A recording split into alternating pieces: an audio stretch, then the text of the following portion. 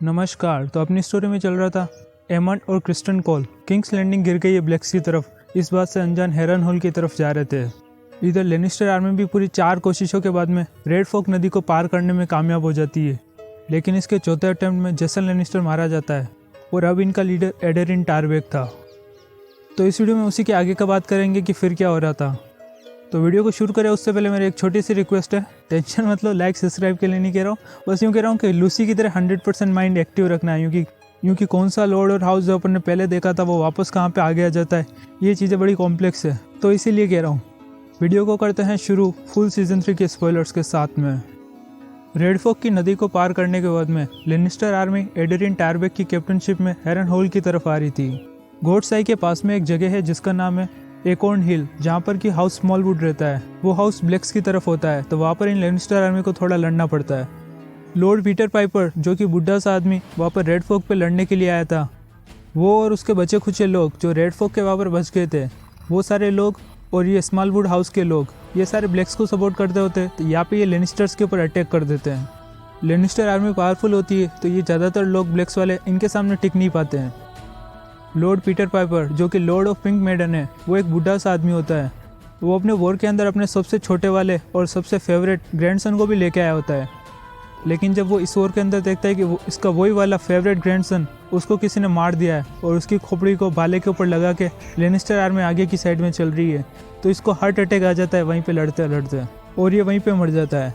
House स्मॉलवुड होता है, वो वापस एकॉर्न हिल के कैसल के अंदर चला जाता है और गेट वेट बंद कर देता है। लेनिस्टर आर्मी इनसे तो बिल्कुल इजीली जीत जाती है, लेकिन इसके 2 दिन बाद में वापस उनको ये जो बचे खुचे रिवेलेंट्स के लोग होते हैं, वो सारे एकत्रित होकर एक छोटी सी आर्मी बना के वापस लेनिस्टर से लड़ने के लिए आ जाते हैं। इन रिवेलेंट्स के लोगों को जो कमांड कर रहा होता है वो कोई लॉर्ड नहीं होता है, वो एक नाइट होता है जिसका नाम होता है हैरी पेनी। लेकिन इनकी भी जब लेनिस्टर से लड़ाई होती है तो इस बंदे को मार दिया जाता है लेनिस्टर आर्मी द्वारा, लेकिन मारते मारते ये थोड़ा तेज होता है नाइट, तो ये जाके एडेरिन टारबेक को टपका देता है। तो लेनिस्टर आर्मी का कैप्टन पहले जेसन मर गया था रेड फोक के वहाँ पर, यहाँ पर ही एडेरिन टारबेक मर गया। फिर भी लेनिस्टर आर्मी बिना कैप्टन के बहुत अच्छी लड़ती है, और ये नाइट हैरी पेनी को मारने के बाद में इसकी भी जितनी आर्मी होती है उनको भी मार वार के भगा देते हैं।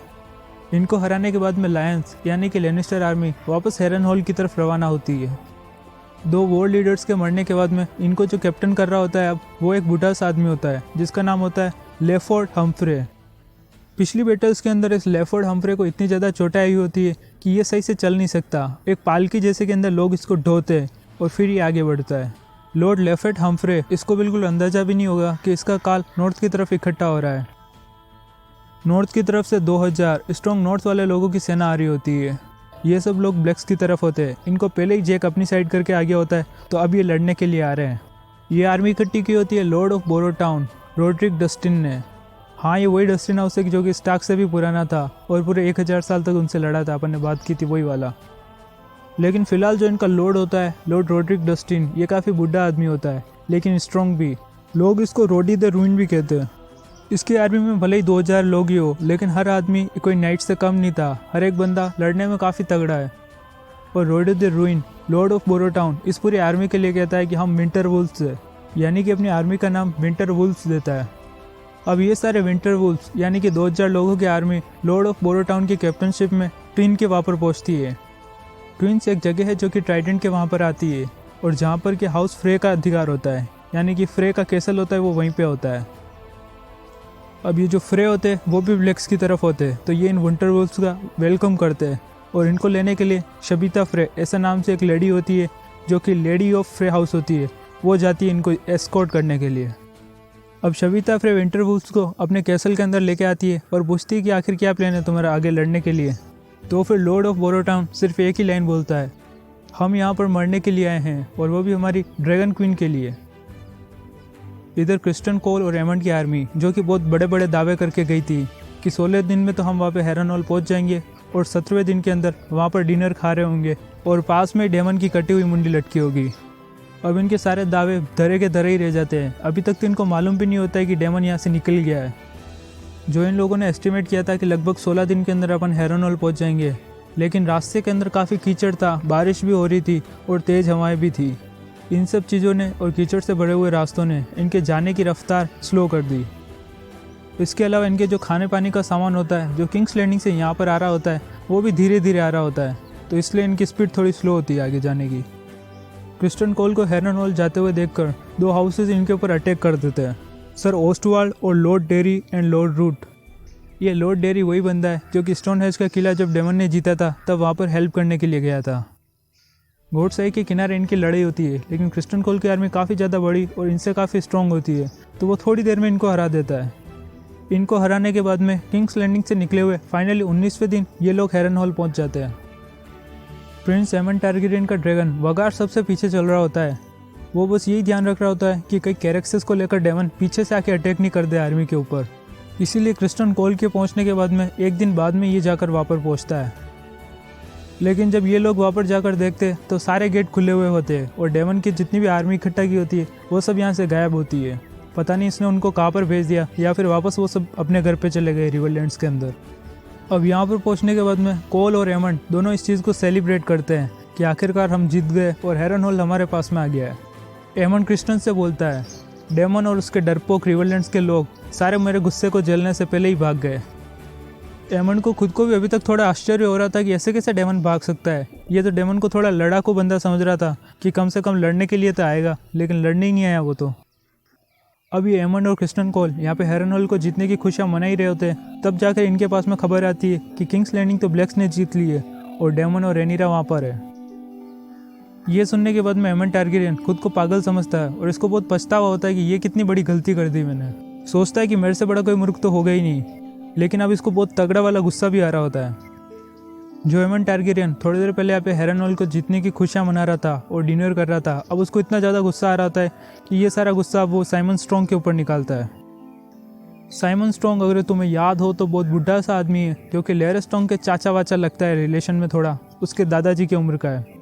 और जो सबसे फर्स्ट अध्याय किया था उसके अंदर डेमन टारगेरियन के सामने ये सर साइमन स्ट्रॉन्ग ऐसी सारे कैसल्स की चाबियाँ दे देता है और उसके सामने झुक जाता है बिना कुछ लड़े हुए। तो प्रिंस एमन को अब किंग्स लैंडिंग खोने का दुख तो होता ही है और भारी वाला गुस्सा। ये उस बुढ़े से सर साइमन स्ट्रॉन्ग को अपने सामने बुलाता है और बोलता है, तुम ही वो गद्दार आदमी हो ना जिसने डेमन को बिना लड़ाई चाबियाँ दे दी और उसके सामने झुक गए।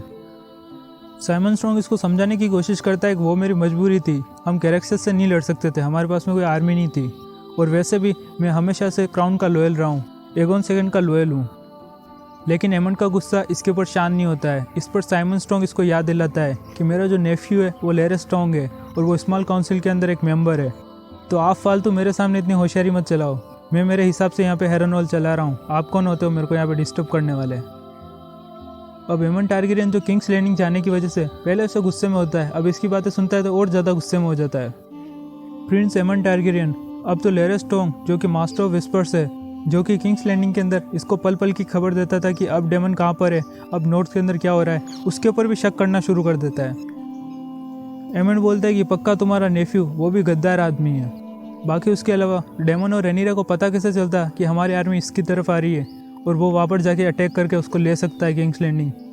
तो इसका मतलब स्मॉल काउंसिल में बैठा हुआ कोई न कोई बंदा वहाँ से ये सब चीज़ें यहाँ पे डेमन को बता रहा था, और वो पक्का लैरस स्ट्रॉन्ग द क्लब फुटिस होगा, क्योंकि उसके भाई ब्रेकबोन्स के ही तो बच्चे हैं जो रेनिरा के पेट में थे। अब यहाँ पर एमन टारगेरियन बहुत ज़्यादा गुस्से में होता है। सबसे पहले साइमन स्ट्रॉन्ग को डांटता है, इसके सारे हाउस को गालियाँ देता है, उसके बाद में लैरस स्ट्रॉन्ग के ऊपर भी अब शक कर रहा होता है। अब थोड़ी देर बाद में एमन टारगेरियन अपने एक सोल्जर को कमांड करता है कि जाओ और 2 तलवारें लेके आओ। उनमें से एक तलवार ये सर साइमन स्ट्रॉन्ग को देता है, उस बुढ़े से आदमी को, और फिर बोलता है, let the God decide if you speak truly, अगर तुम सच बोलते होंगे तो तुम्हारी भगवान मदद करेगा, वॉरियर गॉड तुम्हें स्ट्रेंथ देगा और तुम मुझे हरा दोगे। अब वहाँ पर प्रेजेंट सब लोगों को मालूम होता है कि इनकी बैटल में क्या होने वाला है। ये जो कॉम्बैट है ज़्यादा देर चलने भी नहीं वाली है और वो चलती भी नहीं है। साइमन स्ट्रॉन्ग वैसे कोई बहुत बढ़िया लड़ाका नहीं होता है, लेकिन अभी वो काफ़ी बुढ़ा होता है तो वैसे भी नहीं लड़ सकता। एमन टारगेरियन उसको मार डालता है और उसके 3-4 पीसेस करने के बाद में उसको अपने वगार को खिला देता है। एमन टारगेरियन का गुस्सा यहाँ पे ख़त्म नहीं होता है, वो लैरस स्ट्रॉन्ग के ऊपर केवल शक नहीं कर रहा होता है, अब तो ये बिल्कुल कंफर्म हो जाता है कि लैरस स्ट्रॉन्ग ही था जिसने डेमन को सब कुछ बताया है, और इसकी नज़रों में अब वो एक गद्दार आदमी हो चुका है। अगर वो अभी यहाँ पे होता तो उसको भी मार डालता। सर साइमन स्ट्रॉन्ग को मारने के बाद में वहाँ पर हाउस के अंदर जितने भी स्ट्रॉन्ग परिवार के लोग होते हैं उन सबको एक एक करके एमन अपने सामने बुलाता है।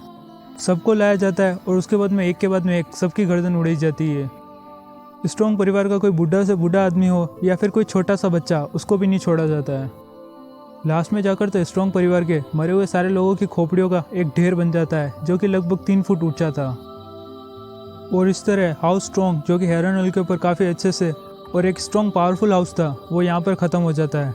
एमंड ने किसी को भी नहीं छोड़ा होता है, कोई लड़की होती है उसको भी नहीं, और कोई बास्टर्ड लड़का होता है तो उसको भी नहीं छोड़ता है। सिवाय इस पूरे हाउस से एक बास्टर्ड बचती है जिसका नाम होता है एलिसियन रिवर।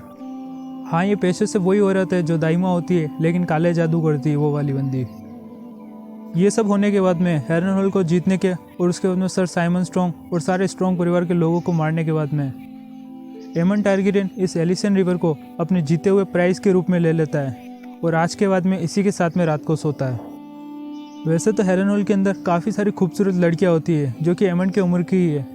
वैसे तो हैरनहोल के अंदर प्रिंस एमन के उम्र की काफ़ी सारी लड़कियां होती है जो कि काफ़ी खूबसूरत भी है, लेकिन इसको पता नहीं खुद से डबल उम्र की औरत एलिसियन रिवर में पता नहीं क्या मज़ा आ रहा होता है कि उसको चूज़ करता है। अब इधर जो लेनिस्टर आर्मी लेफोर्ड हम्फ्रे के कैप्टनशिप में आ रही थी वो काफ़ी स्लो चल रही थी। उसके बीच बीच में कई सारे हाउसेस आगे लड़ने की कोशिश करते हैं। इसके अलावा इनका जो लेफोर्ड हम्फ्रे जो लॉर्ड इनको कैप्टन कर रहा है वो काफ़ी ज़्यादा बुढ़ा होता है और वाउंड्स होते हैं उसके ऊपर कई सारे घाव होते हैं, तो वो ज़्यादा फास्ट नहीं चल सकता। तो कह सकते हो लेनिस्टर आर्मी काफ़ी स्लो चल रही थी। स्लो तो क्या, रगड़ा रगड़ा के चल रही थी। लेकिन फिर भी जैसे तैसे करके ये आर्मी गोडसाई लेक के किनारों तक पहुंच जाती है और वहाँ पर इनसे लड़ने के लिए एक बहुत बड़ी आर्मी इंतज़ार कर रही होती है। लेनिस्टर आर्मी से जो लड़ने के लिए आती है वो कोई और आर्मी नहीं, रोडी द रूइन की आर्मी विंटरवुल्फ्स होते हैं। अब अपन ने देखा था कि रोडी द रूइन सबसे पहले ट्विंस के वहाँ पे जाता है और जहाँ पर कि इसको शबीता फ्रे एस्कॉर्ट करती है। तो अभी इसके विंटरवुल्फ्स के अलावा इसके साथ में कई सारे शबीता फ्रे के सोल्जर्स होते हैं, वो भी आए होते हैं। हाउस फ्रेज को रिप्रेजेंट करने के लिए फॉरेस्ट फ्रे यहाँ पे आया होता है जो कि लॉर्ड ऑफ क्रॉसिंग है। इनके अलावा रेड रॉब रिवर्स जो कि बोमैन ऑफ रेवेंट्री है, जो कि एक बास्टर्ड लड़का है, नाम के अंदर ही रिवर है, मतलब एक बास्टर्ड है, रेवेंट्री का बास्टर्ड, वो भी यहाँ पर आता है। विंटरवुल्फ्स के अंदर 2000 सैनिक होते हैं। फॉरेस्ट फ्रे अपने साथ में लगभग 200 नाइट्स लेके आया होता है और 600 man at arms. Rob Red Rivers, ये जो बास्टर्ड लड़का होता है रेवेंट्री का, ये अपने साथ में 400 आर्चर्स यानी कि तीरंदाजों को लेके आया होता है। तो टोटल मिला के देखो तो इन सब की मिला के 3200 लोगों की सेना हो गई है और उसके अंदर भी 2000 तो नॉर्थ के लोग हैं जो कि काफ़ी ज़्यादा स्ट्रॉन्ग। अब लेफेट हम्फ्रे और लेनिस्टर आर्मी पूरी तालाब के वहाँ पर होती है और ये जो विंटरवुल्फ्स होते हैं ये उनके ऊपर सामने की साइड से जाके अटैक करने वाले थे। लेकिन लेनिस्टर्स की दिक्कत यहीं पे ख़त्म नहीं होती है। Long live the lion slayer वो भी यहाँ पर आ जाता है। Long live the lion slayer, अगर तुम्हें याद हो तो लॉर्ड पेटे, ये वो बंदा था जिसने जेसन को मार डाला और ओल्ड पीटर पाइपर का ये स्क्वायर था। तो इसके जो भी बच्चे खुचे लोग होते हैं ये सारों को लेकर साउथ की तरफ से आ जाता है। इसके साथ में 2-3 और भी हाउसेस होते हैं और ये साउथ की साइड से अटैक करने वाले होते हैं।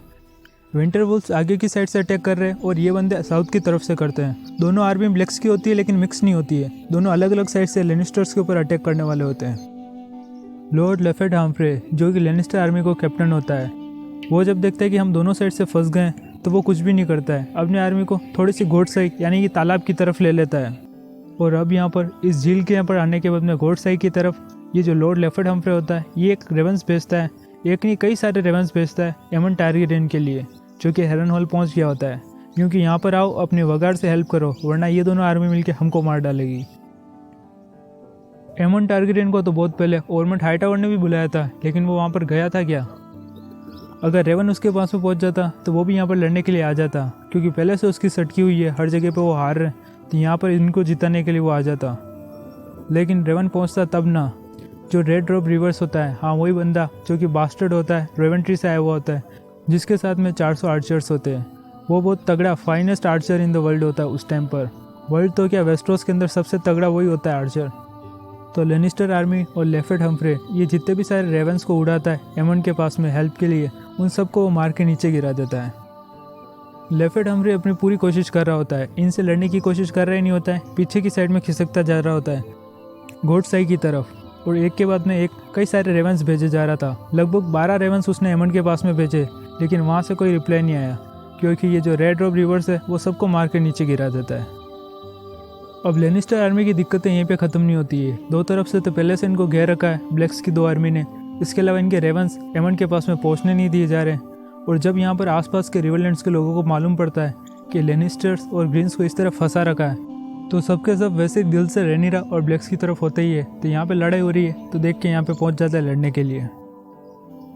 सर गैरीबाल्ड ग्रे, जॉन चार्टोन और जो रेवेंट्री का नया लॉर्ड होता है, उसका फादर सैमुअल ब्लैकवुड तो पहले ही मर गया था, अपन ने पहले की स्टोरी में देखा था। उसका एक 11 साल का लड़का होता है जो कि अभी नया नया लॉर्ड बनना होता है, जिसका नाम होता है बेंजीकोट ब्लैकवुड। तो वो भी अपने साथ में छोटी मोटी आर्मी को लेकर, ये तीनों भी आर्मी लेकर यहाँ पे पहुँच जाते हैं। अब वो जो रेड रोब रिवर्स था वो भी रेवेंट्री का ही था, जो अपने साथ में 400 आर्चर्स को लेके आया था, लेकिन वो अपनी पर्सनल आर्मी को लेकर विंटरवुल्फ्स को ज्वाइन करता है। और ये जो लॉर्ड ऑफ रेवेंट्री है, ये अपनी पर्सनल आर्मी को लेकर इन गैरीबाल्ड और इनके साथ में मिलकर एक अलग से आर्मी बना के लाता है। सामने की साइड से विंटरवुल्फ्स और उनकी आर्मी हो गई, एक साइड से लायन स्लेयर हो गए, और थर्ड साइड से ये बेंजीकोट ब्लैकवुड हो गया। तो लेनिस्टर आर्मी के पास में भागने के लिए कोई चारा नहीं होता है, तीनों साइड से वो पैक हो जाते हैं। अब यूँ मत बोलना कि पीछे की तरफ भाग सकते हैं, चौथी साइड तो बाकी है। पीछे की साइड में तालाब है, तो तालाब के अंदर दौड़ाओगे क्या उनको? अब लेनिस्टर आर्मी बीच में गिरी हुई थी और ये हेल्प मांगने के लिए एमन टारगेरियन को बुला रहे थे, वो भी नहीं आ सकता क्योंकि उसके पास में रेवेंस ही नहीं पहुंच रहे थे। रोडी द रूइन, लॉर्ड ऑफ बोरोटाउन बोलते हैं, ड्रैगन के आने से पहले हमें इन लायंस को मार डालना चाहिए। अगले दिन की सुबह वेस्टोस और पूरे डांस ऑफ ड्रैगन की सबसे ज़्यादा ब्लडीएस्ट लैंड बैटल हुई थी। सिटाडेल के मास्टर्स ने इस बैटल को बैटल ऑफ लेक शोर कहा, लेकिन जो कोई इस बैटल में बच गया उसने इसे फिश फीड कहा। अगली सुबह युद्ध शुरू हुआ। तीनों तरफ से घिरे होने की वजह से लेनिस्टर आर्मी किसी भी साइड नहीं जा सकती थी, केवल वो पीछे से पीछे की साइड, वो तालाब था गोडसाई का, उसके अंदर की साइड जाया जा रही थी। कई सैनिक मारे गए और कई सारे जो बचने की कोशिश करते हुए गोडसाई के तालाब में कूद गए थे, वो डूब के मर गए। तीनों तरफ से घेर के लेनिस्टर आर्मी को बहुत बुरी तरीके से मारा गया। बीच में आधी सेना तो पानी में लड़ रही थी और आधी बची खुची तट के ऊपर। आखिरकार शाम हुई और उस युद्ध के मैदान में रात तक 2000 लोगों की मरी हुई लाशें पड़ी थी। मरने वालों में कई सारे बड़े लॉर्ड्स भी थे जो ब्लैक्स और ग्रीन्स दोनों की साइड के थे। लेफर्ट हम्फ्रे जो लेनिस्टर आर्मी का कैप्टन था वो मारा गया। इसके अलावा फॉरेस्ट फ्रे जो अपनी आर्मी लेके आया था वो भी मारा गया। लॉर्ड विंगलस्टोन, चार्ल्टन आदि बहुत सारे लॉर्ड मारे गए। एक बास्टर्ड आया था लेनिस्पोर्ट से, वो भी काफ़ी अच्छा लड़ रहा था, लेकिन तीनों तरफ से घेरे होने की वजह से वो भी नहीं बच पाया। लेनिस्टर आर्मी के ज़्यादातर लोगों को मार दिया गया और कुछ एक बचे थे वो वहाँ से भागने में कामयाब हुए। जीत तो ब्लैक्स की सेना की हुई थी, लेकिन ऐसी कोस्ट पर जिसको देखकर 11 साल का जो लॉर्ड ऑफ रेवेंट्री होता है बेंजीकोट ब्लैकवुड, जब वो लाशों का ढेर देखता है तो वो रोने लग जाता है। इस बैटल के अंदर ब्लैक्स की तरफ से सबसे ज़्यादा नुकसान नॉर्थ के लोगों को हुआ था। लॉर्ड ऑफ बोरोटाउन, रोडी द रूइन के विंटरवुल्फ्स, यही सबसे आगे लड़ रहे थे। इन्होंने ये ऑनर लिया था कि हम सबसे आगे लड़ेंगे, इसीलिए सबसे पहले प्रहार इन्होंने किया था लेनिस्टर आर्मी के ऊपर। लेकिन लेनिस्टर के जो सबसे आगे लोग थे उनके पास में स्पीयर्स थे, इसलिए इनको पूरी 5 बार कोशिश करनी पड़ी और उसके बाद में वो स्पीयर्स का चक्र भी टूटा। लेकिन उनको मारने के चक्कर में लगभग 2/3 जितने भी विंटरवुल्फ्स आए थे वो या तो मारे गए या फिर बहुत ज़्यादा इंजर्ड हो गए। अब वेस्टरोस में केवल एक मोर्चे, यहाँ पर गोडसे के यहीं पे बैटल नहीं हो रही थी, कहीं और जगह भी हो रही थी, लेकिन इसके कंपेयर में वो बैटल्स छोटी है। ओरमंड हाईटावर जो एक टाइम साउथ के अंदर जो ब्लैक्स ने रेबिलियंस खड़े कर दिए थे और इसी के लीच लॉर्ड्स इसके सामने आर्मी लेके आ रहे थे, उनसे ये बंदा डर रहा था। लेकिन अब इसके साथ में डेरोन द डेयरिंग और टेसेरियन था, तो इसको किसी भी बात का डर नहीं था। ये एक एक लॉर्ड के ऊपर अटैक कर रहा होता है जिन्होंने ब्लैक्स की साइड ली और उनको हरा रहा होता है। Golden Grove, Old Oak, Shield Island, सबके पास में जाकर एक एक बार ये लड़ रहा था और उन सब के रेबिलियन को शांत करा रहा था। लेकिन उन सब में से किसी भी लॉर्ड के पास में टेसेरियन का जवाब नहीं था। एक के बाद में एक ये कई सारे बैटल्स जीत गए। इधर लॉर्ड ऑफ स्टॉर्मलैंड बोरोस बराथियन ये भी अपनी आर्मी इकट्ठे करता है, तो इसके एक कॉल पर पूरे 6000 स्ट्रॉन्ग सोल्जर्स की सेना इसके गेट के बाहर खड़ी हो जाती है। लोग कहते हैं ये पहले किंग्स लैंडिंग की तरफ जाने वाला था, लेकिन जब इसने देखा कि सामने की साइड किंग्स लैंडिंग में तो ब्लैक्स के ड्रैगन है, तो इसकी सारी हवा निकल गई और ये डॉर्निशमैन की तरफ चला गया। अब आर्मी तो इकट्ठी कर दी थी, तो कहीं न कहीं तो लड़ने के लिए जाना था। किंग्स लैंडिंग में जाए तो मारा जाएगा, इसीलिए ये अपना मान सम्मान बचाने के लिए डॉन की तरफ चला जाता है, यूँ कह के कि डॉर्निश लोगों ने मेरी जगह में थोड़ा इन्वेट कर दिया है, उनको वापस भगा के आता हूँ। इधर डेल्टन के जो है तो अपनी लड़ाई अलग ही लड़ रहा था। वेस्टरलैंड्स और लेनिस्टर्स के कंट्रोल में एक आइसलैंड आता है जिसका नाम है फेयर आइल्स। डेल्टन के जो अपनी वॉरशिप्स के ऊपर सोल्जर्स को लेके जाता है और वहाँ पर सब चीज़ों को बर्बाद कर देता है, जितनी भी वेल्थ होती है लूट के अपने साथ में लेके आ जाता है। फेयर आइल्स का लॉर्ड फारमैन कुछ भी नहीं कर पाता है, वो बस अपने कैसल को बंद करके सारे लोगों को अंदर लेके चुपचाप बैठा हुआ होता है वो वहाँ से कई सारे रेवेंस भेजता है लेनिस्टर्स को हेल्प के लिए, लेकिन लेनिस्टर आर्मी तो खुद ही यहाँ पे फंसी हुई है और हार चुकी है, तो कौन हेल्प करने आएगा उसे। इधर हैरनहोल में प्रिंस रीजेंट एमंड टारगेरियन और क्रिस्टन कोल आपस में डिबेट कर रहे थे कि हम कैसे उस चीज़ का बदला लेवें जो ब्लैक्स ने हमारे साथ में की है। पीठ पीछे हमारे किंग्स लैंडिंग जीत ली है, उसका हम वापस कैसे बदला लेवें। अगर पूरे वॉर के अंदर वेस्टरोस शामिल हो तो एक बेस बन सकता है किंग्स लैंडिंग और दूसरा बन सकता है ब्लैक हेरन की सीट यानी कि हैरनहोल। तो फर्स्ट किंग्स लैंडिंग बेस तो अब उन्होंने ब्लैक्स ने ले लिया है, तो अब ये चाह के भी इसको नहीं छोड़ सकते होते हैरनहोल को। रिवरलैंड्स के किसी भी लॉर्ड के अंदर इतनी हिम्मत नहीं होती है कि वगार और एमंड से टक्कर ले सकें, लेकिन क्रिस्टन और इसके आर्मी की यहाँ पे दिक्कतें भी होती है। जब हैरनहोल से डेमन टारगेरियन और उसके सारे सोल्जर्स यहाँ से निकल जाते तब वो आसपास के सारे गांवों को जला देते और जितनी भी फसलें होती है जहाँ तक नजरें जा सकती है, किंग पैट्स टावर हैरनहोल का सबसे ऊंचा वाला टावर, वहाँ पर जाके आप जितनी भी नज़रों से देखो जहाँ तक नजरें जाती है सब तरफ जले हुए खेत ही है। तो अब कोल की आर्मी को खाने पानी की कमी हो रही थी, तो वो ज़्यादा दिन तक यहाँ पे नहीं रुक सकते हैं। एमंड टारगेरियन अपने कई सारे सैनिकों की टुकड़ियाँ भेजता है, क्योंकि आसपास के गांवों में देख के आओ, अगर कोई पास में खाना कुछ मिल जाए तो लेके आ जाना, लेकिन उन्हें कुछ भी नहीं मिलता है। उसके बाद में ये दूर की साइड में भेजता है, लेकिन दूर की साइड में तो रिवरलैंड्स के लॉर्ड्स होते हैं, वो उन सबको मार डालते सैनिकों को। होता यूँ है कि रिवरलैंड्स के जो लॉर्ड्स होते हैं वो 100% रेनिरा और ब्लैक्स की साइड में होते हैं। डेमन टारगेरियन जब यहाँ पे हैरनहोल में आया था और पूरे 1 साल तक यहीं पे रहा, उसने कोई इन रिवरलैंड्स के लोगों को दबा के नहीं रखा। ये सारे लॉर्ड यहाँ के लोग सब ब्लैक्स को पसंद करते हैं। तो अब यहाँ पर एमंड को रहना होगा, तो एमंड को इनको दबा के रखना पड़ेगा अपने ड्रैगन की हेल्प से। क्रिस्टन कोल सजेस्ट करता है अब अपने पास में खाने पानी की तो कमी हो रही है, साउथ की तरफ निकल जाना चाहिए, क्योंकि साउथ की साइड में एगोन सेकेंड और ग्रीन्स का अच्छा सपोर्ट है। वहाँ पर हाई टावर्स है, बराथियंस है, उनके पास में अच्छी खासी आर्मी भी है और खाना पानी भी है, तो उनके साथ में अपन रह सकते हैं। लेकिन प्रिंस रीजेंट एमंड टारगेरियन बिल्कुल मना कर देता है। Only A Kraven runs from A traitor, केवल डरपोक लोग ही गद्दारों को देख के भाग जाते हैं। इसका कहने का मतलब था कि मुझे ब्लैक्स का और ये रिवरलैंड्स के लॉर्ड से जो ब्लैक्स की तरफ है, इनमें से किसी का डर नहीं है। शायद जो किंग्स लैंडिंग और आयरन थ्रोन इस तरह ब्लैक्स के पास में चला गया था, तब से एमंड टारगेरियन कुछ ज़्यादा ही गुस्से में रहता था। उससे पहले तो वो कभी कभार क्रिस्टन कोल से मजाक भी कर लेता था और हंस भी लेता था, लेकिन जब से वो इंसिडेंट हुआ ये एकदम सीरियस हो गया है। अब ये तो कुछ भी नहीं था। फिश फीड यानी कि जो बैटल ऑफ लेक शोर हुई थी, जिसके अंदर लेनिस्टर आर्मी को ब्लैक्स ने तीनों तरफ से घेर के मार दिया, और वो भी हैरनहोल से थोड़ी सी दूरी हुई।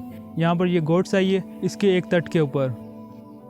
एमंड और वगार के हैरनहोल में होते हुए भी यहाँ से थोड़ी सी दूरी ब्लैक्स ने ग्रीन्स को हरा दिया। ये जब बात इसके पास में पहुंची तो इसका गुस्सा बहुत ज़्यादा बढ़ जाता है। जो न्यूज़ लेके एक लड़का आया होता है इसके पास में, ये उसकी गर्दन पकड़ लेता है और उसको वहीं पे मारने वाला होता है, लेकिन वो तो इसकी बेड पार्टनर एलिसियन रिवर बीच में आ जाती है और उस लड़के की जान को बचा लेती है। अब एमंड टारगेरियन क्रिस्टन कोल को कहता है क्यों नहीं हमें किंग्स लैंडिंग के ऊपर डायरेक्ट अटैक करना चाहिए। मेरे पास में वगार है और उनके पास में इसका कोई तोड़ नहीं है, हम आराम से जाके वहाँ पे जीत जाएंगे। इस पर सर क्रिस्टन कोल कहता है 6 के खिलाफ 1, ऐसा तो कोई पागल भी नहीं लड़ेगा मेरे प्रिंस। यानी कि ब्लैक्स के पास में 6 ड्रैगन्स है और इनके पास में केवल 1 वगार, तो ये जाके ऐसे डायरेक्ट नहीं लड़ सकते हैं। फिर क्रिस्टन कोल कहता है सबसे पहले हमें साउथ की तरफ जाना चाहिए, वहाँ पे हमें खाना पानी मिलेगा। हाई टावर्स या फिर बराथियंस की तरफ चले जाते हैं, वहाँ पर हमारी स्ट्रेंथ के साथ में लॉर्ड हाई टावर की स्ट्रेंथ भी मिल जाएगी, और वहाँ पे आपको आपका भाई मिल जाएगा डेरोन द डेरिंग और उसका ड्रैगन टेसेरियन। तो 6 के खिलाफ 2 ड्रैगन हो जाएंगे। किंग्स लैंडिंग में से एगोन सेकेंड टारगेरियन वहाँ से भाग गया होता है, इसकी खबर इनके पास में भी पहुँच जाती है। तो क्रिस्टन कोल कहता है थोड़े दिनों में आपका भाई एगोन सेकेंड टारगेरियन किंग भी ठीक हो जाएंगे और उनका ड्रैगन सनफायर भी। इसके अलावा सिटी में मेरे कुछ कनेक्शंस है, उसके थ्रू मैं हेलिना टारगेरियन को आज़ाद करवा दूंगा उन ब्लैक्स की कैद से। तो फिर वो भी अपना ड्रैगन ड्रीमफायर को लेकर यहाँ पे अपनी हेल्प करने आ सकती है। तो हो गए ना 6 के सामने 4 ड्रैगन्स। और भले ही हमारे ड्रैगन केवल 4 ही हो, संख्या बल में कम ही है, लेकिन उनमें से एक वगार है जो कि उनके 2-3 के बराबर है। तो क्रिस्टन कोल बस यही समझा रहा होता है कि ये बिल्कुल सही प्लान होगा, अपन को साउथ की तरफ जाना चाहिए हाई टावर्स के पास में। लेकिन ये सारे plans prince Aemond Targaryen prince regent को कुछ पसंद नहीं आते हैं। वो कहता है ये सब डरपोकों के काम है, भले ही अपने पास में खाना पानी कम हो, लेकिन अपन रिवरलैंड्स के लॉर्ड्स को हरा देंगे और इनसे ले लेंगे। कुल मिला के एमंड टारगेरियन हैरनहोल का जो स्ट्रॉन्ग बेस होता है इसको नहीं छोड़ना चाह रहा होता है। वैसे तो प्रिंस एमंड टारगेरियन केवल किंग रीजेंट होता है, मतलब कि किंग की जगह पे राज करेगा, लेकिन वेस्टरोस में अगर पदवियों के हिसाब से देखी जाए तो हैंड ऑफ द किंग की जगह उससे भी ऊपर आती है। तो क्रिस्टन कोल जो कह रहा है उसकी सारी बातों को इसको मानना चाहिए। लेकिन भाई की चोट तो तुम जानते हो, किंग तो है नहीं लेकिन फिर भी किंग बन के राज कर रहा है और हैंड ऑफ द किंग की बातें मानते ही नहीं है। अब मशरूम द फेंकू आदमी वो कहता है कि प्रिंस एमन टारगेरियन और क्रिस्टन कोल दोनों के बीच में थोड़ी सी अनबन हो रही थी, क्योंकि दोनों लोग पसंद करते थे एलिसन रिवर को, वो औरत जो पेशे से दाइमा थी और इन दोनों को पोशंस खिलाती थी। उसके प्रति दोनों आकर्षित हो गए थे।